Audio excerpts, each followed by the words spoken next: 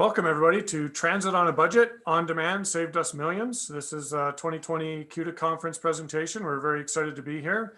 My name is Dan Finley. I'm the Vice President of Corporate Services, and Devin LaFleche.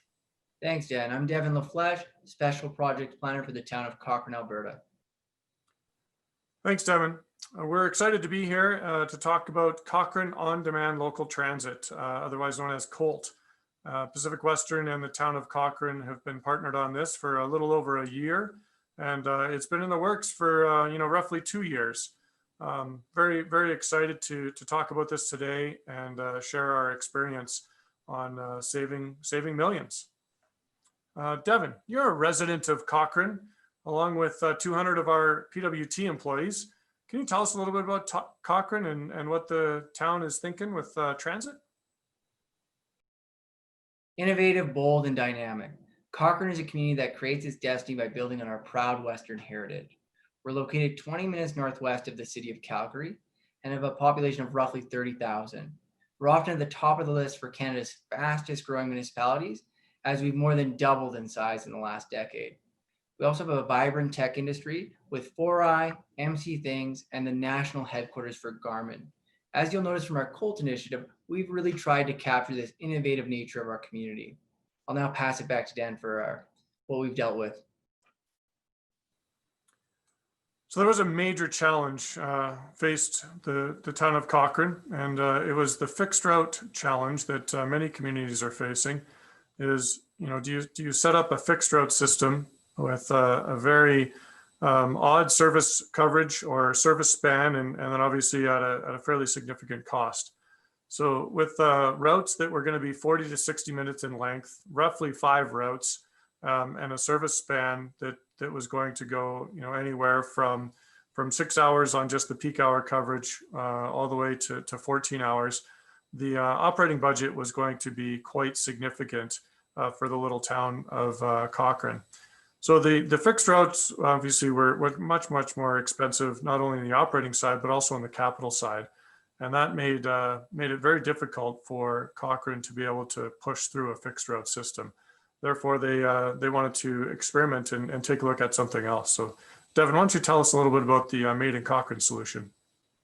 Now, when I started back in the spring of 2018, our town council had just appointed our transit task force.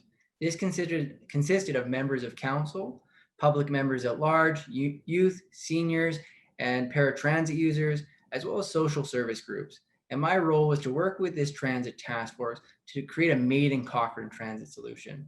On my first day, I was getting toured around the office, and every first or second office I'd get to, everybody would say, "Oh, you're the transit guy? Good luck with that," which should have been a big red flag. So the thing that had happened was we had many of these fixed route options presented to town council. And often it ran into that issue that Dan was talking about, which is the service coverage, the service span, and the service cost, and really balancing those. So these prior fixed route solutions had failed to be adopted by our town council, and we only had till the end of 2020 to use our Green Trip capital funding from the Alberta Transportation. So our transit task force and I got to work. We looked at a wide range of transit solutions, from fixed route, Uber as a public transit, subsidized taxis, even autonomous vehicles.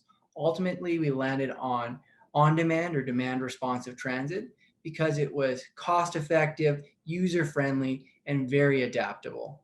So now that we had a system in mind, we went out and we conducted one of Cochrane's most robust public engagements. Any town event, we were there. We went to all of the senior facilities, all of our schools, met with not-for-profits, as well as engaged our staff internally to get their feedback on what kind of service standards our service should have. What should the fares be? What should be our hours of operation? What kind of buses? And then even what kind of coverage? And notice from the map there, we actually covered over 90% of our community with a 400-meter walking distance to a COLT stop. And then now that we had this service plan in place, we went out to procurement. We ended up partnering with Pacific Western, and they had actually worked with Rideco, a software company based out of Waterloo, Ontario. And I can't say enough good things about working with them. So October 7th came around, and that marked the launch of our highly anticipated first day of COLT. So there wasn't a lack of bumps in the road getting to this launch date. We actually had the buses we ordered. They were delayed, So luckily we were able to work with Pacific Western, as well as the city of Calgary was very gracious and offered us 3 of their buses to make sure we could launch on time. Our launch had immense demand. So we were like a restaurant lined about the door. In the first 3 months, we had over 12,000 riders, which exceeded our expectation by 5,000. We had over 5,000 who actually registered and made an account. And we had a really high ride rating. And I'll let Dan go into some of these details in greater depth. So the first 6 months, we've had passengers over 21,000. We've had 14,530 rides. You can see the shared ride percentage here of 73%, which is obviously very important as it relates to transit, so that we're not just providing a single ride, single vehicle occupancy. This is the average daily passengers. We have 171 on average. That's through the first 6 months. And our first few months of service, we really wanted to let passengers experience the ride. So the town of Cochrane chose to go with a free ride for the very first 3 months of the program. And that really built the ridership. It built the app downloads. It built the registered users, which you can see, on a town of 5,000, a town of 30,000 registered riders that are in that 5,670.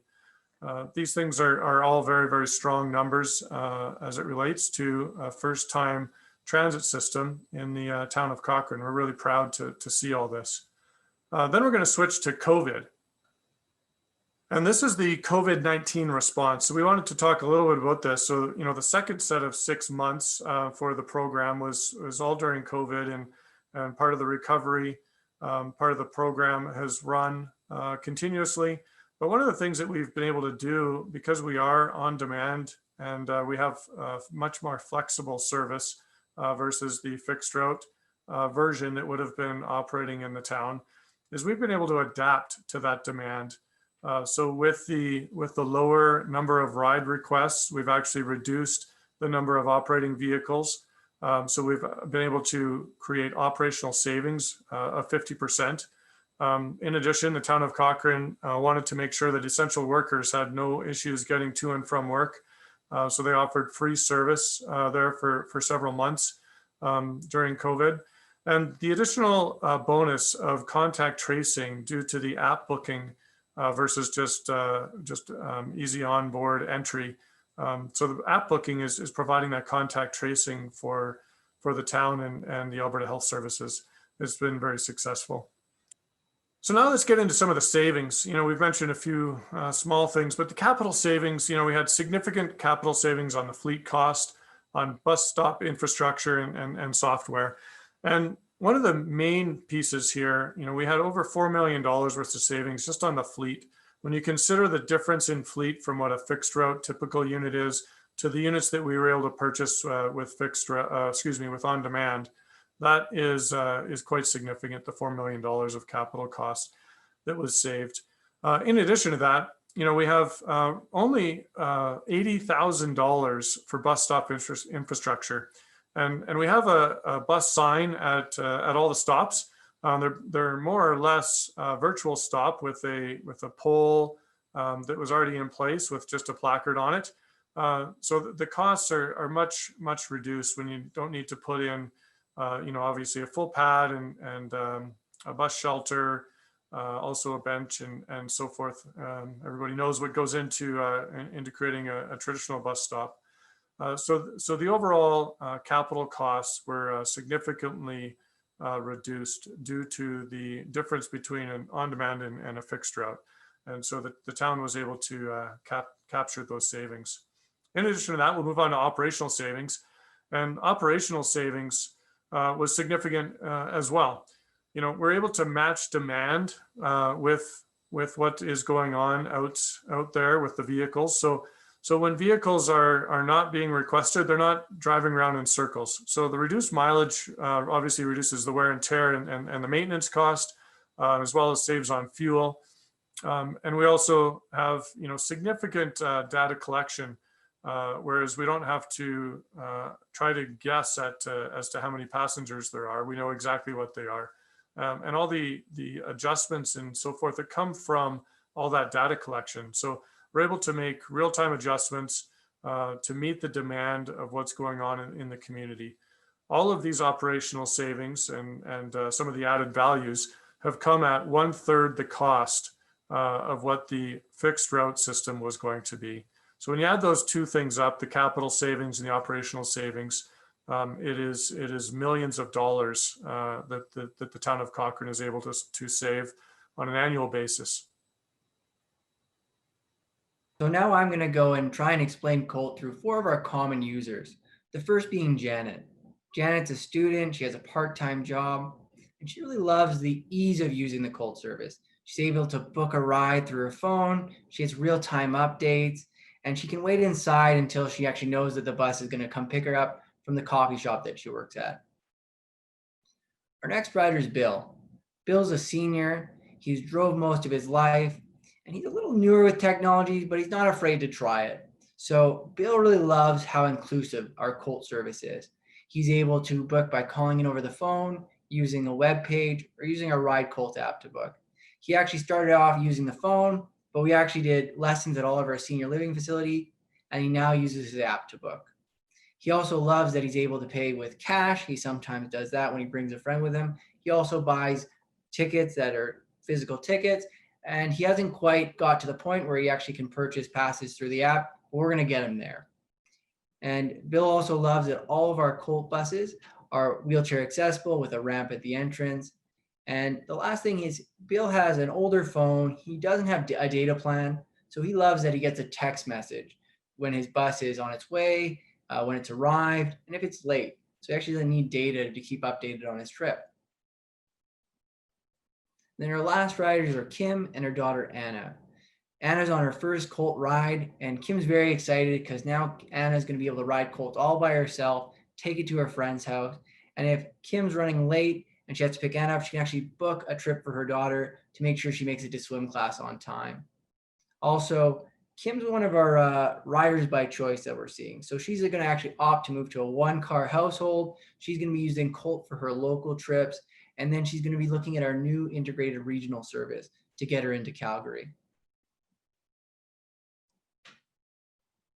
So where's the next stop for our COLT service? We have a lot of exciting things planned. We're currently building our transit and innovation hub right in the heart of downtown Cochrane. And that's going to serve as a transfer point for our COLT buses who are running around our community, bringing everybody to a central hub where they can now connect to go into Calgary to get to the C train, University of Calgary, downtown Calgary, SAIT, the Foothills Hospital, and even Banff in the summer months. So I just want to thank that. I'm very thankful I'm able to present on our COLT initiative. It's very user-friendly, cost-effective, and most of all, it's very flexible and able to adapt to the dynamic needs of our community. So I want to thank you for allowing us to come and present. And just a big thank you to you, Dan, and everyone at Pacific Western for making this incredible partnership possible. Yeah, thanks, Devin. It's always a pleasure. It's great to work with this town of Cochrane, and thanks for presenting today. And we look forward to questions from everyone that's listening.